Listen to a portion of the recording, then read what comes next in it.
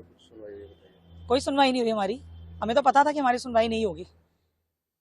Bell दे दिए उसको दोबारा से एक खूनी को जो है ना रोड पे छोड़ दिया कि जाओ औरों के बच्चे मार अभी, क्योंकि सिस्टम को कोई फर्क नहीं पड़ रहा है। मेरा बच्चा गया है ना, जहाँ हिंदू मुसलमान हो रहा है वहां सब इकट्ठे हो गए, क्योंकि वो उनसे रिलेटेड मुद्दा है।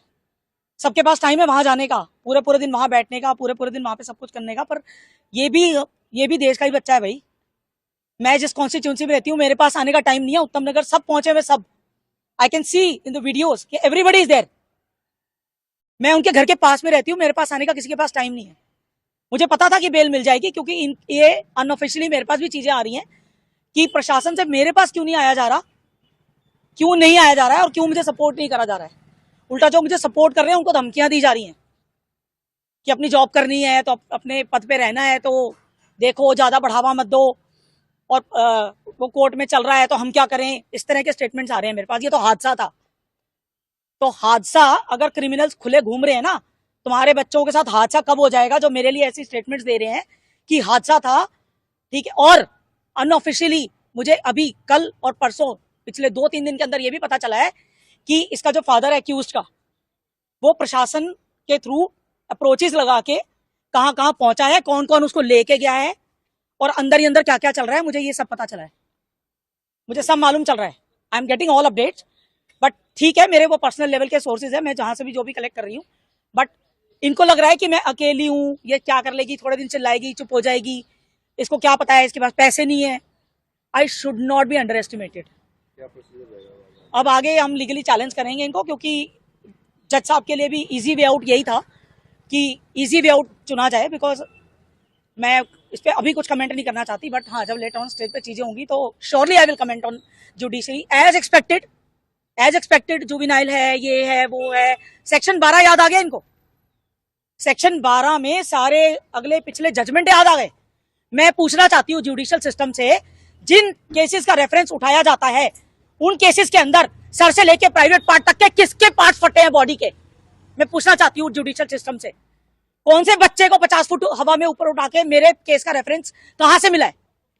I want to ask the judicial system, entire system, I want to ask. ये दोबारा से ये दिखाना चाह रहे हैं कि हम जो हैं हम वही रहेंगे, लोग मरते रहे तो मरते रहे, वी डोंट केयर।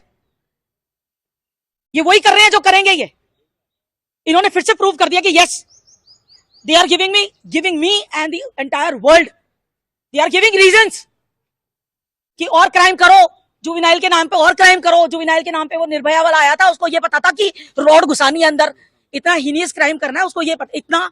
तब वो क्राइम करने के टाइम पे उसका जो मेंटल लेवल था, that was not considered as juvenile, right.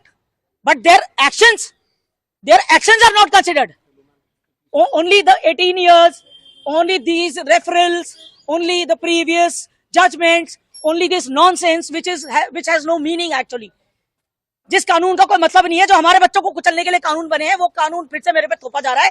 As I said in the previous media bite, और मैंने सारे मीडिया को बताया जो हमें पता था, हमें कल से भी पता था। Seeing the attitude, seeing the behaviour, we knew what can be done and what can happen. We were aware, but still we were hoping कि थोड़ा सा कहीं पे as a human, as a mother, as a lady, कहीं कोई इंसानियत देखी जाए। मेरे बच्चे को पूरी दुनिया ने देखा है उड़ते हुए, वो कंसिडर नहीं किया गया। वो जुवेनाइल है ये कंसिडर किया। कहां से जुवेनाइल है? क्राइम करने के टाइम पे ही is not suppose to come on the road, और रोड पे ना आने का उसका लॉ में अधिकार ही नहीं है गाड़ी लेके, और वो रोड पे आ रहा है यार।